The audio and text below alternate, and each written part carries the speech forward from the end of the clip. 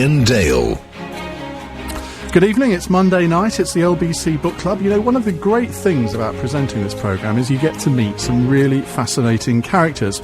Sometimes you get to meet people who've become your heroes, so if I go a bit soft in this interview, forgive me, because tonight we're going to meet one of my all-time sporting heroes, a man who's made me cry on even more occasions than he's publicly cried himself. A footballer who was without doubt the star of Italia 90 and Euro 96, and a man whose new book, Glorious, is out this week, and I reckon it's going to be a guaranteed bestseller. And a man who I discovered today from his book wanted to play for my team, West Ham, but ended up with some North London outfit called Tottenham Hotspur. Well, a very warm welcome to the one and only Paul Gascoigne. Paul, good evening. Good evening. Nice to speak to you. Well, now, Paul, your book isn't really an autobiography. It's almost a sort of posh coffee table book. Lots of pictures, lots of anecdotes, really entertaining. What inspired you to do a book in this kind of format? I was just in a glorious mood. No, obviously I'd been down the Providence Project, and you know I thought it was coming up to my time there. Obviously getting well, and you know I've the punters, a lot of the punters always ask, you know, when am I going to bring out a book on football and that, and I always mention, like, I remember this goal, or I've seen this photo and that. So I decided, you know, that, you know, why not give them something back for the support they've given me over the years, and brought out a book on football, which I've always wanted to do. Maybe I might have wanted to do it just after when I packed in plane, but I had other things that I wanted to do. But to bring it out now, it just gave a chance for the people to see the life I had in football, you know, which was, like you said, that's why I called it Glorious, because I had a wonderful career and I really enjoyed it, you know. Had the odd blip now and again, but regards like getting injured, you know, missing 4 years and that, but what a great career, and I just wanted to share my career with the fans. Because when I first was told about the book and was told, well, it's a lot of photos, I thought, what an odd way to do a book. But actually, it really works, because it really brings back the memorable experiences that you had, the different clubs that you played at, the different games that we all remember. And I suppose the photo that everybody will know in the book is the one of Vinnie Jones. Yeah, that's right. I've said before as well. I mean, nearly lost my family allowance for that photo, I think. You know, but he talked about someone having a good grip on you in a match. He definitely did. And he's a great lad. But that game, I always remember it, man. And that was at the beginning of your career with Newcastle United, and you were quite young at the time. And what goes through your mind when you come up against one of the real hard men of football? When you're preparing for a game like that, how do you prepare to play against someone like Vinnie Jones? Well, it was just, I never really thought of anything of it, and it was just when I know before kick-off, the manager didn't want to say anything to us. He's obviously heard of Vinnie Jones and seen him play, as managers normally do. And as we were just going out, he had said to Peter Beasley, you know, you're up against this centre-half or Glenn Rudd, this centre-forward. And he just said to me, he said, Paul, good luck. And that was it. And I was thinking, oh, he says, if we're going to play against a hard man called Vinnie Jones today. And I never really thought anything of it until I actually got in the tunnel and just see this guy with a skinhead and muscles ripping out of his shirt, you know. I'm like, oh, I'm in for it, yeah. And I looked at him, I just said, hi, and he went, all right, fat boy, just me and you today. And I went, oh, no, I've got this coming today. And I'm telling you what, too, it was some experience, I must admit. But we're best of friends now, thank God. I'd rather be his mate than his enemy. Who's the hardest player that you've ever played against? Brian Robson was a tough player to play against. I mean, he was everywhere. Terry Hurlock, he was phenomenal, this guy. I remember, said, and I've seen him right into tackles and that, but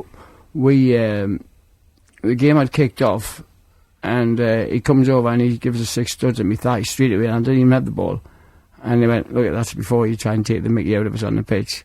So that was another game. I didn't really want much of the ball, but it was alright, it was good fun. But I played with some tough ones as well, you know. Billy Whitehurst was a tough guy. I played against some tough guys as well, you know, Briggs and Shottons and that. That's when football, I suppose, even before that was football. But, you know, but for me, Robbie James, I was telling Darryl before, I remember going on the pitch against QPR, and there was 5 minutes left. Now I go up to Robbie James, I went, oh, this is great, isn't it? Next minute, I'm on the floor, I had an elbow and then threw it. It's just, oh yeah, and then told us where to go and elbowed us. One of the things that comes across in the book is the amount of banter that there is between players actually on the pitch, which of course those of us who've never played professional football don't really get. You maybe see a bit of it on the TV. But you really wound quite a few players up with your on-pitch banter, didn't you? Yeah, I used to love it. I mean, because I'd try and get their attention away to someone somewhere else, or I could leave them, or it was a way of me not getting past them, but getting rid of a player. Loads of players have told them that, I'd been kissing the girlfriends, or senior the girlfriends at nightclub and that, and I give her a kiss, and no, you haven't. Or I remember playing once against Roy Keane, in Nottingham Forest, and I remember him going after the game, seeing in the newspapers that he's glad the game's over because I would never shut up for the full 90 minutes. I also had a great bit of banter once with he's Strictly Come Dancing now, I'll get his name in a minute.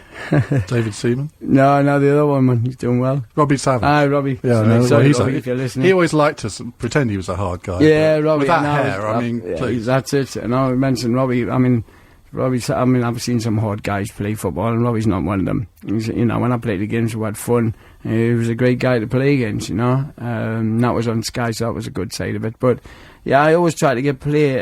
Always try to talk to my opponents non-stop, and try and talk them out of the game. And I succeed in many attempts. Do you think that if you were now 13 or 14, do you think you would be able to get into football the same way that you did in the early 1980s, where you got taken on by your local team, Newcastle? It's so much more difficult now, isn't it? Particularly with the bigger teams who don't really seem to put the emphasis on bringing young English players through in the way that they used to. Yeah, I feel sorry for these, especially the young kids, because nowadays, you see so many kids getting, I was going to say stolen from, which they do from the streets. Parents are petrified, let them go out and play the way we used to. Just putting down a couple of coats and jackets as goalposts, playing in the streets, playing in the backyards, playing curbs. You don't see any of that. And then obviously there's a lot more of computer games out for them. But it's not that. If I was a young kid at 13 and 14 and watch a lot of football, I just think we're bringing so many foreign players into our game. It's all right when you get 3 or 4, and it's great for the game. But when you've got teams full of them, then it's not very good for our game. Like I said before, I don't call it the English Premiership. I call it a foreign league, and that's what it is. We've got so many over now, and we're giving them so massive wages, and it's not giving the opportunity. But then again, when you went to Italy, there were lots of foreign players in Italy, weren't there? Yeah. How did that affect their game long term? No, not really. I wouldn't have thought it affected it that much. I know there was David Platt over there when I went over there. The first ones were like Rush and Mark Haley, and I'd followed in their footsteps, and then Platty come along.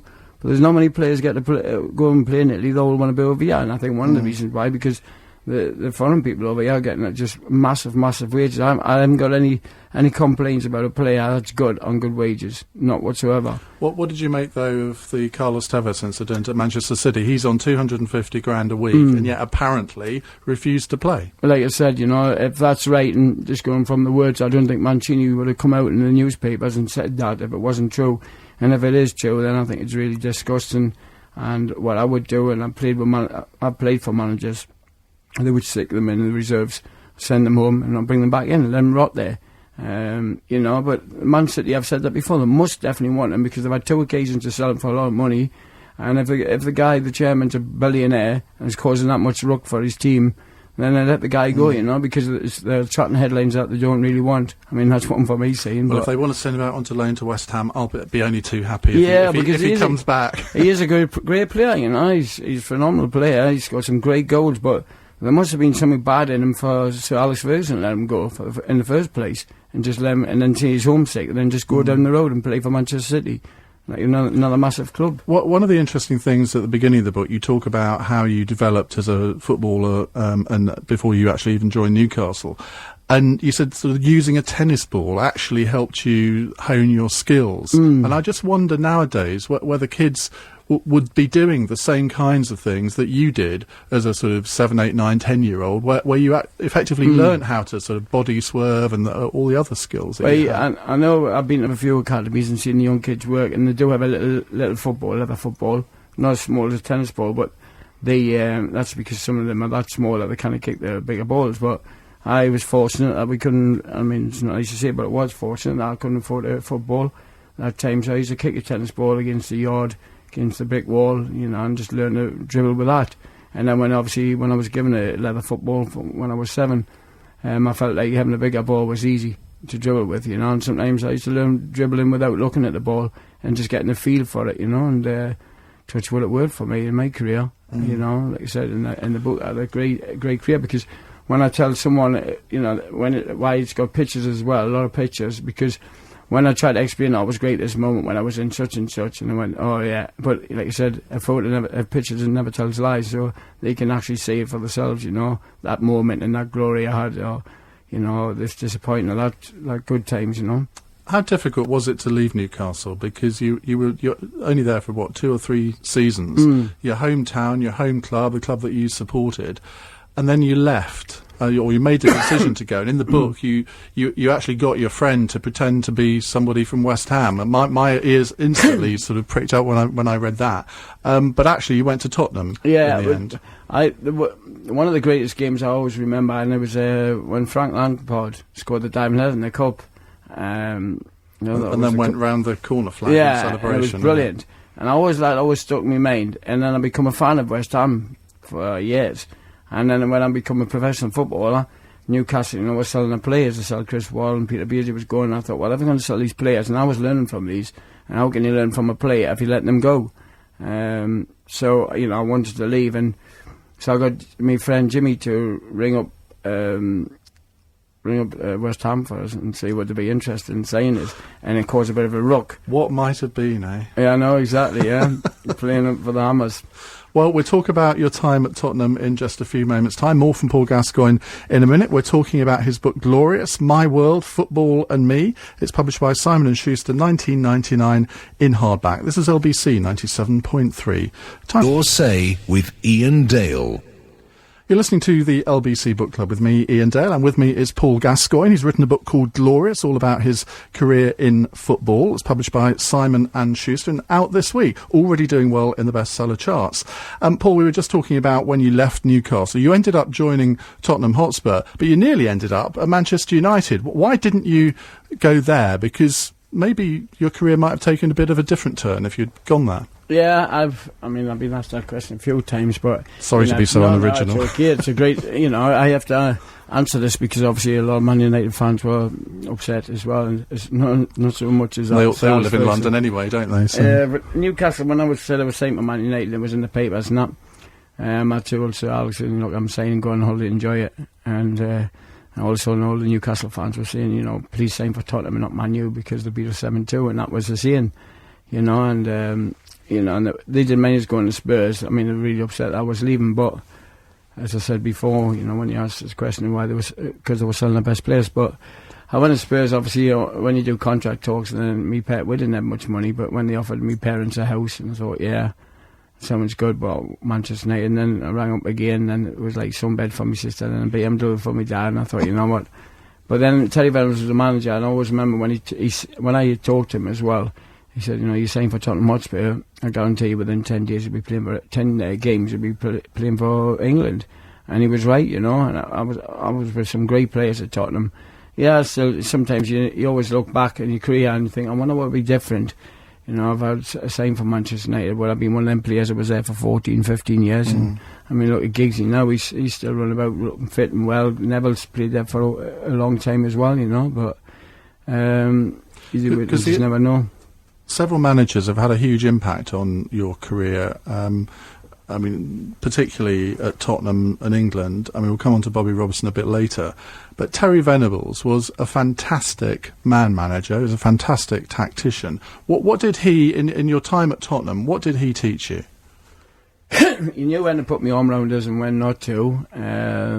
You know, but there was, when I look back at that, what he was like in the dressing room, it was like, if you had a great game, he would tell you weren't that good. And so what I meant by this, I'm thinking, well, if I wasn't that good, then what he wanted to do is he wanted more from you. And then if I had a bad game, he would tell us I'd done all right, I'd done quite well. You know, so you try and work it that way, because, you know, he was one of them, like you said before, and my management was phenomenal. I remember when we won the England team, and a lot of the players were coming up where he was going to become an England manager, and I said, what's he like? And I went, look, I'm not going to say. You just tell me what he's like after being with the guys for a few days. And one of them was the first one was Paul Enslin. He come and he went, he's unbelievable. I would have loved to have the chance to work with him as well, you know. And that's the man he was. It was not just me. he'd always take you to the side. You know, he would never slaughter you in front of anybody. It wasn't his way of working. He never swore. He was just an unbelievable guy, and he was. I suppose he's got a character. His characterism was a bit like myself as well. You know. I remember once I told him I swore him once, and he said, "Right, I'll see you in my office after the game." And I was panicking, so I thought, you know, the best thing to do is I'll take my pint up. And I took my pint, and he gives a bollocking because he said he drank wine and not beer. So I got more for a bollocking for bringing the wrong drink up to him. Now, you say at one point in the book, if I scored a hat-trick, I used to worry about how the hell I would score another one. That was mental. Now, do you think that's a sign that you were very insecure about your own talent at the time? You didn't actually realise how good you were? No, it's because I put pressure on myself to do well every game. I love football. I never wanted... Honestly, I'm one of them players. I was one of them. I didn't want the 90 minutes to come round, you know. And it was with me, and the pressure was because the press, at the end of the day, I know when I've had a crap game and scored a goal, got the winner. And I'm in all the headlines, class Gaza, Gaza class, Gaza brilliant. And I know it wasn't good, because they went in the dressing room when the gaffer's giving you a bollocking for playing crap. And there have been times where I was brilliant, you know, I've been brilliant, and then all of a sudden I'm crap because I've not scored one, not scored two, not been, you know, so that's the way they were. But I knew how well I played and how well I didn't, but that was the pressure. If I scored two, I'm like, oh no. Now if I don't play at the same standard and get man of the match, I'm not setting my own standards high like I used to for every single game I played in. And also, you know, I knew I'd be getting a bit of rollicking, and unfortunately in them days, even now, a lot of people believe what they're reading. And a bit of advice to any young kid coming up, you know, all you've got to listen to is, you know, if you've had a good game, you just listen to the manager. And if you had a bad game, you'll know anyway, because the manager will tell you. I mean, there's quite a lot of comments about the media in the book, and I mean, clearly now, even nearly 10 years after you've retired, you get a lot of media coverage. Gaza is still box office in terms of the media.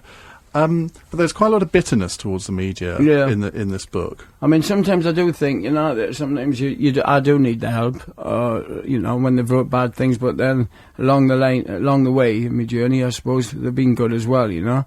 I mean, not all media's bad, definitely not. Especially not yourself, anyway, so you're all right. Well, thank you. But, yeah, some of the stuff that I've written has been hurtful, and it's not hurtful just towards me, but it's been hurtful, you know, I've got a mum and dad, and it hurts them, and I've got nephews, it hurts them, and, you know, and sometimes I feel like I have to keep on ringing people up and, like, justifying, listen, don't believe it, it's not true, and you'll find a lot of people throughout their career would have to do that, and I have to do more so probably than anybody else. Because that's the problem, isn't it, with the media, where nobody really knows what to believe, what's written about you or not. Because, I mean, obviously some of it has been true. Yeah. But there are other bits where you think, well, no, he can't have done that. And yet the punter out there has got no idea how to draw the right conclusion. Mm-hmm. Well, I'm one of these, I'll speak to anybody, me, in the streets, and, you know, I've never, like I said before, I've never turned down an autograph or a photo with anyone in 20-odd years. And I don't intend to either, you know. But you know, if someone wants to know the truth or something, just come out of it and I'll tell them the truth. If they said he had a drink, I'll say, yeah. If they said, you know, this is before a game, or, you know, I remember that time, did you actually do that? I'll say, yeah. You know, I'll say, no, it didn't happen. And but I think I spent many few years of my career trying to justify myself and say this didn't happen, or that didn't happen, and that did, you know. And so I would say many years wasted. But yes, some of the media has been good on my side as well, you know, because now and again to be famous, or it's always nice to become famous, but when you're famous it can be a nightmare because there's only one way to go and it's down. Yeah. Now, you know, I look forward to the future, I look forward to what's ahead of us, and I just keep my head above water, and, you know. Let's talk a little bit about England, because I think for a lot of people, Italia '90 was a sort of defining moment in their lives, and I think people remember where they were on that famous night of the semi-final. I know you remember where you were, yeah. But I can remember I was working as a financial journalist at the time. I was with 800 insurance brokers in Nottingham, watching it on a big screen. Every single one of those 800 people was in tears along with you. I can find myself welling up at the moment, even just remembering it. I mean, you'd broken into the England side just before the World Cup. Game against Czechoslovakia, I remember you were absolutely brilliant in, sealed your place in the finals. And it was kind of your tournament, wasn't it? And yet, and then right at the end, it kind of all went wrong. Yeah, man, like I said, I mean, I took that tournament as I was in the boys' club and enjoying the football, where there's no pressure on us. I was with a great bunch of players, fantastic squad, great manager, great staff, and I loved every minute of it. And, I know I got booked, I think it was a tackle on G4 when I tried to mimic his dive. I got booked for that one, and I honestly never thought I would get another booking. And I honestly thought we'd win the World Cup. We had a great team. The spirit was fantastic, with magnificent players. And I was fortunate because I was the youngest with all the team, the whole squad into the prime, 27, 28 and buzzing. So I just took it like that, and they looked after us on and off the pitch. And so I thought it was quite easy to just go on the pitch. I never feared any players. And then obviously when that tackle come across, I've seen the referee and I've seen the yellow card, and it was just for that split second I realised that I'm missing the final, yeah. And that's when I broke down, and I couldn't help myself. I mean, God, like you said, talking about welling up, I feel a bit like that myself. But yeah, the moment, and everyone talks about when I come back from the World Cup, a lot of old people, in the 70s and 80s, you brought football back to life in England, and kids as little as 2 and 3 were looking up and saying, "Mammy Gaza." But that wasn't an exaggeration, because football in this country in the 80s was almost on its knees after Hillsborough and all the other disasters and the hooliganism that happened.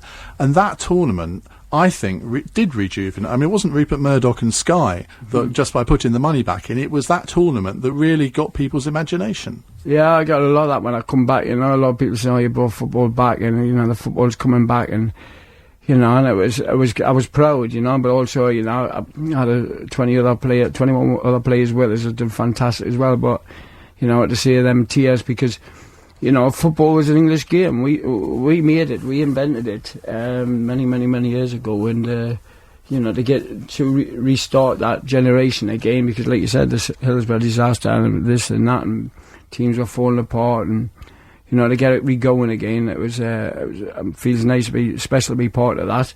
The interesting thing is, though, you didn't get any flack for crying, because you can imagine that the next. Remember when Beckham got sent off in '98, and the abuse that he had to put up with the next season. I remember being part of it, but you didn't get any flack, sort of playing for Tottenham after that. Nobody blamed you. Yeah, but that was a tackle. It was a genuine tackle. I didn't lash out at anybody, and if I did, I probably would have missed anyway. But like I said, that was a general going for the ball, and I think it was more so that the fact that we were so close to winning it, and the fans were there, and it wasn't far away nearly. Excuse me, sorry everybody. Yeah, I think, it was the fact that I went for the tackle, and then, I know a lot of that tournament was shown on TV, and, obviously we never got to see any of the headlines that were getting written during the tournament. It must have been good. But the atmosphere, I used to make phone calls after the game to my dad in the shower, and, and coming to the shower, driving myself and saying, what do you think? And he'd say, "You're doing well, son." And, I would love to. Who would have knew if we knew what was going on back home? Because Bob Robson wouldn't let us see any newspapers. But I bet the place must have been buzzing. And in fact, when I actually come back and seen how good it was, it must have been scary. If we had knew that, it would have been scary for the players. And who were the stars of that tournament apart from yourself? David Platt scored that wonderful goal against Belgium. Yeah, I made him. I chipped me David Platt. You passed it in, didn't you? Yeah, great goal from Platty, Linnick had to be under so much pressure to score them penalties, which he did. But the fact that the players, what made that tournament for us, I think, and the team was you imagine going to a World Cup tournament, being a great player, and actually having to sit on the bench throughout the tournament and be not one of the 11. I think credit to them guys, because they were so supportive to the ones that were playing. They never got down about it. They always encouraged with good luck, shook hands, hugged, wished you all the best, come on, we've got to win the next game, good luck, you're playing. So the other 11 had a great impact on us as well. And just very briefly, was that team spirit in that team the best that you've ever experienced in your career? That one, yeah, it was incredible for me, just getting in the England squad, and then next thing I know, I'm in a World Cup with them. That was fantastic, and also I would like to think that Euro 96 took some beating as well, but I think it's just because I was brought up with Chris Waddle and Peter Beardsley and being next to them, and then Brian Upson and Geordie as well. just being next to them again. Well, we'll talk a bit more about Euro 96 in just a few minutes' time. We're talking to Paul Gascoigne, who's written a book called Glorious. It's available in hardback at $19.99. This is listening to the LBC Book Club with me, Ian Dale, and Paul Gascoigne is with me. He's written a book called Glorious, My World, Football and Me. It's published by Simon & Schuster in hardback at $19.99. Paul, we were just talking about the 1990 World Cup. I suppose the other goal that everyone remembers is the goal against Scotland in Euro 96, which was an absolute stunner of a goal. And let's face it, and I can say this in London, we all love beating the Scots. Yeah. Actually, we do go out in Glasgow and Edinburgh, so I better be a bit careful. But just take us through that goal. You know, I was playing in Glasgow Rangers at the time as well, and during the tournament, obviously, but I got some flack before the game. And before the tournament, you know, I can't believe it, we're going to battle you, we're going to do this and that. And it was only just that you just mentioned that. I just actually thought in my own mind that, God, well, yeah, I realised how, you know, a massive derby as well. So that game, I remember, because the first game I didn't play that well. I didn't think Terry Verum was going to pick us, and I had to go and see him. And I went up and seen him, says, look, are you picking us? I can't sleep. And I said, yeah, of course I am. After he left me sweating for about half an hour, and then the ball, I always remember the game, and the ball come, and Colin Henry come towards us, and I had a quick glimpse of him. I knew I had him there, and then they flickered over him, but it was just the fact that I connected lovely and scored past my own teammate, and he got him. But that goal was really, really special, because I know that, as I say, we were talking about the press before, they didn't really want us in the tournament, because it regards the dentist chair. But I got myself well fit for that game. You know, some players went home. I went to health farm for 2 weeks, and did a bit of training and went to the tournament and feeling good, fresh, and ran for it. And that goal, I mean, so many people come up, what's your favourite goal? Or Paul, that goal, you know, made it fantastic. And obviously, I know what they're going to say. It's going to say the Scotland one, you know. The one with David Seaman was quite easy, so I can't involve that with it. That was a cup final one. But I mean, semi-final. But yeah, that goal was special. I'll always stick in me heart with, you know, doing one over the Scots. And what is it with England and penalties? I mean, you had to take 2 penalties in penalty shootouts against Spain and Germany. You scored both. What's it like being on the halfway line, making that walk to the penalty area? What's going through your mind? I was supposed to take one of the World Cup, my head wasn't right, and Peter Beasley took mine for us and scored. But when you're at home, it's scary. I mean, I remember when I was going up to take my penalty, I just lumped me through it. I thought I was going to break down and cry, because it's that's scared.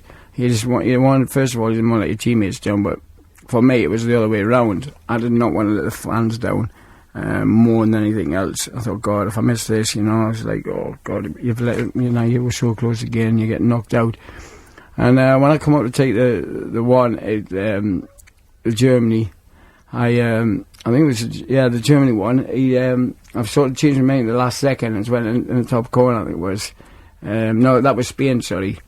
You know, went in the top corner. So I was well pleased. But it's absolutely terrifying, because the closer you're going, as you're miles away, the goal looks small. You know, and the keeper looks quite.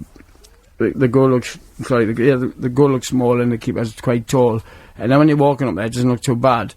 And then when it's like a normal sized goal, but then when you put the ball down and walk back, that goal's getting smaller and smaller, and all you can see is just the crowd behind, you know. You can see them, and then you've got the photographers. And most penalties are missed, I would say, through my experience, obviously not missing many, but is that by themselves and the fear.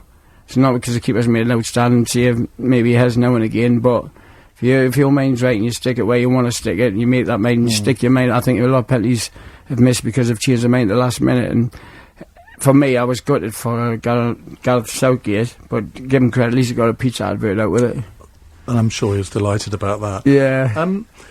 When did drink start playing a role in your life? I mean, I've got the book open here at page 248, where you talk, this is when you were playing for Everton. You said, I drank 3.5 bottles, I took 11 sleeping tablets, woke at 6 a.m. with the shakes, took a couple more tablets, finished off the wine, fell back asleep, woke up again 9 o'clock, had a treble brandy, another sleeping tablet, a smoke, went to the game. I was in a terrible state, shaking badly, so I had another treble brandy, took another tablet, went out on the pitch and played a blinder.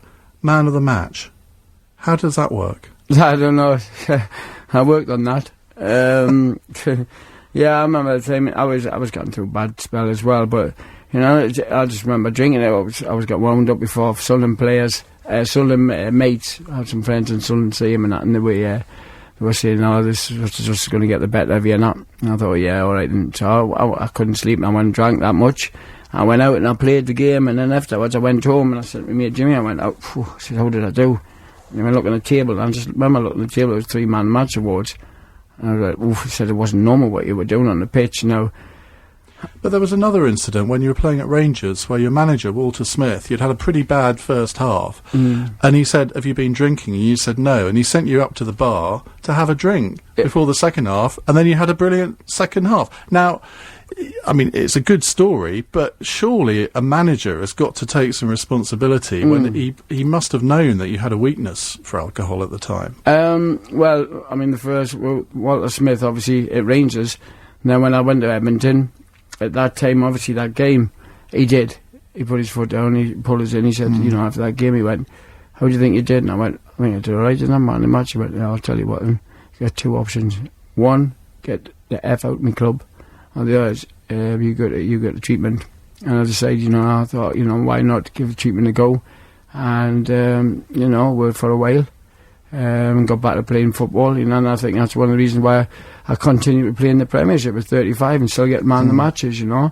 But yeah, and a lot of people, Walter Smith, regards that, he said, no way. I mean, a couple of times after training, he's grabbed us by the throat, he sent us home, made us stay in the house, not allowed to move for a few days.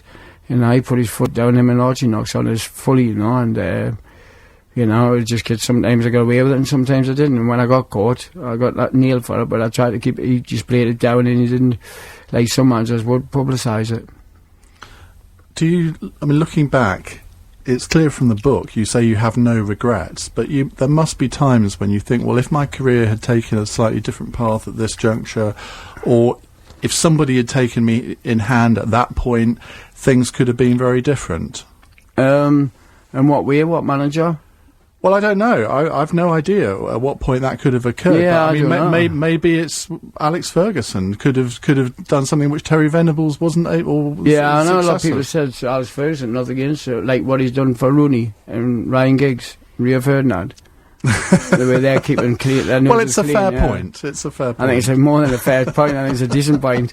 It's great. I'm glad they did that for me because they've helped me a little bit. You know, Ryan Giggs and Rooney and Rio Ferdinand, fantastic.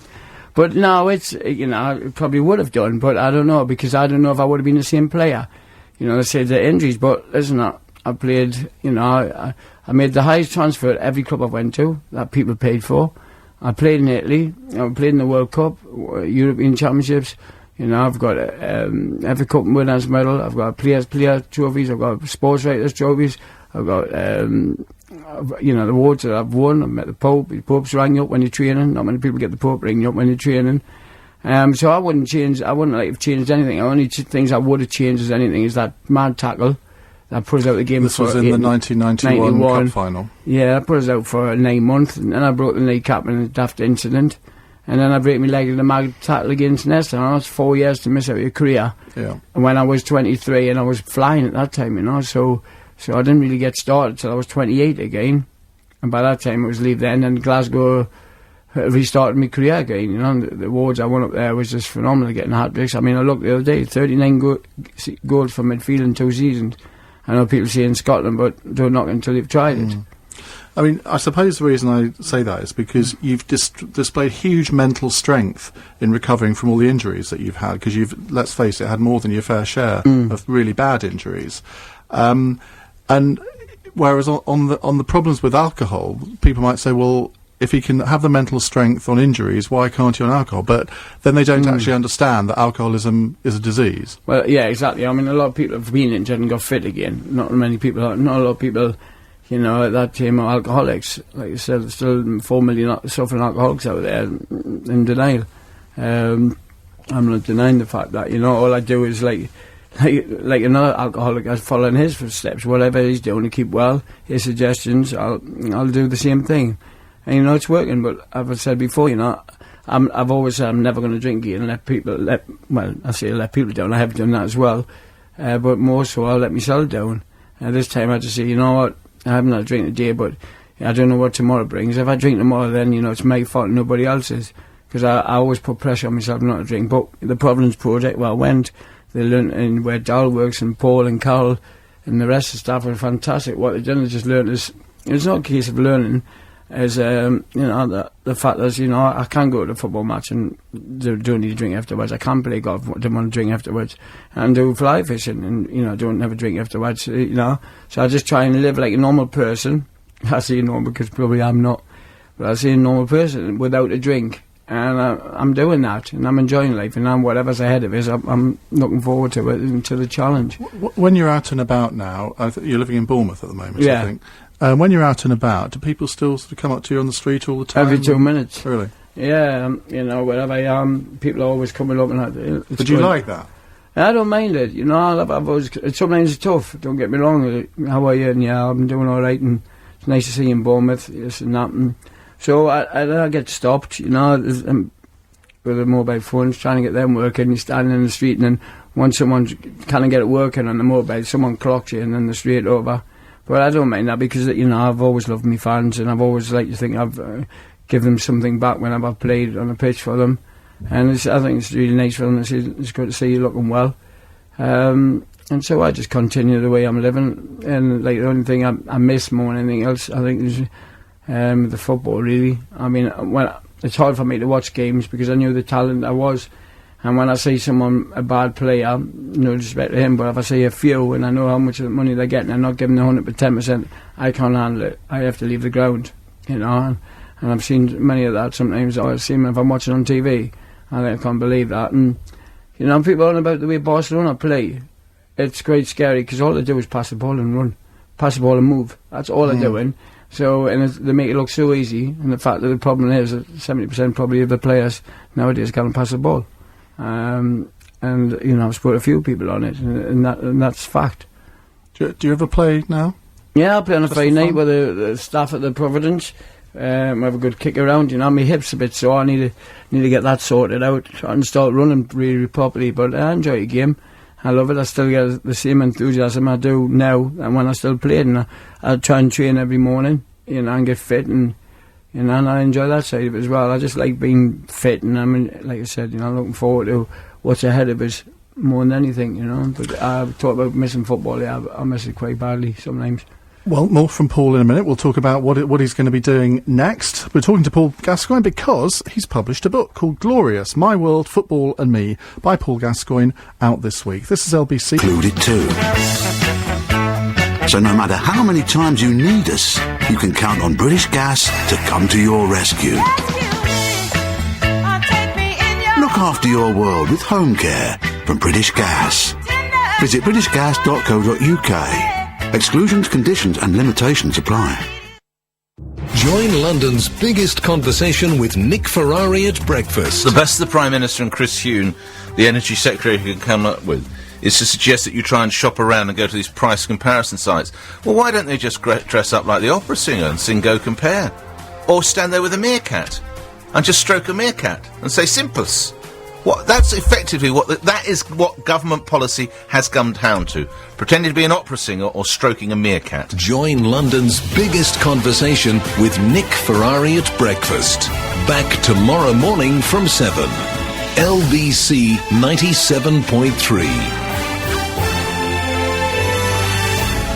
You're listening to the LBC Book Club with me, Ian Dale. With me is Paul Gascoigne. We're talking about his book, Glorious. And it is rather glorious, actually, because for anybody who's a football fan in the 1990s and the early part of this century, it brings back so many memories. And, Paul, it must have, when you were writing the book, it must have brought back some fantastic memories for you. You've related a lot of them in the book. Was it actually a bit of a painful experience though? Sometimes. No, it was a bit of everything. It was like the great times, and then you see the injuries, and then you see some of the pictures. I looked at and thought, God, I remember that game. What I did after that game, and how much trouble I was in. Or I looked at it. I remember that, but I remember that situation or what happened after that game. Did I get man of the match? I remember all the photos. Is incredible. But that's what's incredible about that book. And to look back at my career and think, you know what, I didn't have such a bad career after all. And I think I would like to be known for me football more than anything else, and which I am. Bringing out this book, I don't think it was that painful. It was more painful just thinking like at the fact I'm not playing anymore, more than anything else. You know, I'm not on the field. I'm not entertaining fans. But what I'm doing, I'll still put a smile on a fan's face if he comes up and wants a photo or an autograph. Would you like to get back into football? See some of it. I know for a fact. I went for a manager of York. I know that the York job was available when I was up north. And can you believe it? It was about 70 managers up for that job. And these are guys that are well respected as well. And passed the badges. You know, when I went to the Academy, Newcastle Academy, doing my badges and learning, did me hip in. And then the other time I did my knee in, and twice I've got injured. And for me, coaching kids and that, I like to show them how things are done, more than just telling them how to do it. Because sometimes some of the things I did on the pitch was quite amazing, and so it's hard to explain to people how I did this or that, so I'd rather show them, you know. So once I get this fixed, hip and start running properly, then who knows? But, you know, it's a tough job. Because you were manager at Kettering for a short time, because I remember that, and it was always a result that I would then look for, because I mean, any club that takes you on, they know that they're going to get a huge profile. But do you think that might actually be a hindrance to you, because they're not just taking you on, they're taking on all the sort of past media and your past reputation, aren't they? Well, as long as the players ignored it, there wasn't a problem. I just felt like sometimes when I was manager, wherever I went, play away and that, there was just bundles of people waiting outside the dressing room wanting photos and autographs. So, but then the chairman wanted to pick the team. He's only young, 26, and I didn't agree what he was saying. Paul had a great coach with us, Paul Davis, who was fantastic. And it was a chance to look forward. It was I rang Charles Ferguson. He would give us some good advice. Walter Smith, Archie Knox. The advice and support I got was great, you know. I think I didn't do too bad in that mini little spell there. But like I said, when you're working with a team that can only train twice a week, and half of them are tired because I've had to drive 6 hours to train for an hour, and that's all I had to work with. You know, it wasn't the best of terms. And like I said, the chairman, people, you know, I never got paid. And I'll tell you the staff, and I was paying the staff out of my own money. They didn't get paid. I was having to pay the staff and say, look, Paul's cost, I'm not getting paid. So I was giving them money. No one knew about that. You know, and so it's all these things I've let just go and read, and people believe what they had read. You know, it's good to come on shows like this. That gives me opportunity to see my side of it and what really happened, because, like I said, there's been so much stuff written about me that I've got nothing really to hide. You know? A lot of people have had a lot from you over the years. I mean, do you feel that people have abused you down the years? Your sort of advisors, people who've maybe mismanaged your money? Yeah, I've been robbed of a few bob. You know, I'm trying to get some of it back, but you know, the most important thing is for me is that I'm happy. But yeah, when I look back, yeah, I think a lot of people have tried to make out my kindness. You know, quite a lot as well. When I've looked back a bit and looked at the consequences, or I've looked at it, but I'm working back to get some of this back. I won't let them get away with it. They know who they are, and you know, the other things as well. I've got lawyers in good hands. I've got people searching out who's been taken to make royalties, different stuff like that. So, you know, but they're in good hands. And the main thing is for me, I keep away from that, because I try to get back myself. And look what happened to me. You know, I got so wound up and led to other things. So I leave these with lawyers now to deal with it. And like I said, where I'm at the Providence Project, the support that they give us and the people that they have, I've used them. So, you know, it gives me time just to concentrate and just me enjoying life, and that's what I'm doing. But, yeah, I've had to make it take. It was my kindness, and, you know, sometimes my problem was, sometimes I don't know how to say no, you know, because I'd hate to see an upset person. I asked someone the other day when I was interviewing a politician, is it possible to have true friends in politics? And I wonder, for someone like you, who became famous at a very young age, 17 really, when you came through, how do you work out who your real friends are? Because I suspect that you could probably count them on the fingers of one hand. Yeah, I mean, and all my mates, obviously drinking buddies back home, and they always still are, but I distance myself from them, none of their faults. But yeah, regards other people, you think you're close and you're friends to them. You know, and I suppose every pound that left the bank account, you gained a friend. And every pound now that you haven't got, you lost a friend. So yeah, you work out very quickly. I'm told Gary Mabbott's been very good to you. Yeah, Mabsy's been fantastic. Yeah, Mabsy's been on the phone. He was on the phone at the Providence. He's come to the Gary Mabbutt Lounge at the Tottenham Hotspur, and he's been fantastic. He's always rang up. Also, Gordon Taylor from the PFA. They've been fantastic as well. Because these are the people like that do care for us. And always there for us, and it's always nice that. But sometimes I've got to be seen to be standing on my own 2 feet as well. But to get helped again is phenomenal. And like you said, Gordon Taylor and the PFA and the probably main ones. But like I said before, if I'm homesick, I know who to call. It's my family. And if I'm stuck on a situation that might lead to drink, then I'll ring a member from the Providence, and they'll guide us in the way they were. And also I'll just follow in the steps of another alcoholic. And that's what I am. I didn't want to be an alcoholic, and it's difficult, it's hard. The only person that'll understand what I'm talking about is another alcoholic.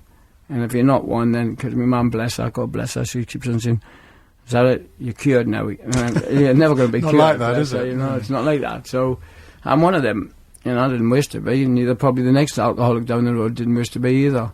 I mean, it's a football cliche to take one match at a time, but I guess you're taking one day at a time. You can't look 2 years, 5 years down the line to plan, because you don't know what the future's going to bring. No, definitely not. I mean, I don't know where I'll be in 5 years. I don't know what I'll be doing tomorrow, As regards drink, I'm not going to say never going to drink again, but I know the consequences I would have if I was to have a drink.